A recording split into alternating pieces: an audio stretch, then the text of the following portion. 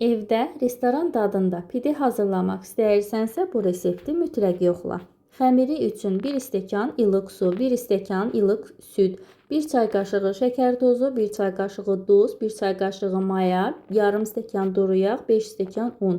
Bütün ərzaqları qarışdırıb yumuşaq xəmir yoğururuq. Üzərini örtüb 1-2 saat mayalanmağa qoyuruq. İçliyi üçün 300 qram qiymə, 1 ədəd soğan, 1 ədəd bibər, duz, istiot, sarı kök, 1 yemək qaşığı tomat. Hamısını birlikdə qızardırıq və hazır içlik əldə edirik. Mayalanmış xəmiri 8 hissəyə bölürük, əlimizlə uzunsov formada yayırıq. Kənarlarına doğranmış holland pendiri əlavə edib qatlayırıq. Ortasına qiyməli içlik qoyuruq. Üzərinə yenə holland pendiri əlavə edirik. Üzəri üçün 1 yumurta, 1 yemək qaşığı süd, 1 yemək qaşığı duru yağ qarışdırıb pidələrin kənarlarına çəkirik. 180 dərəcə sobada üzəri qızarana qədər bişiririk. Nəticədə çox yumşaq, şirəli və inanılmaz ləzzətli pide alınır. Faydalı reseptlər üçün izləmədə qal.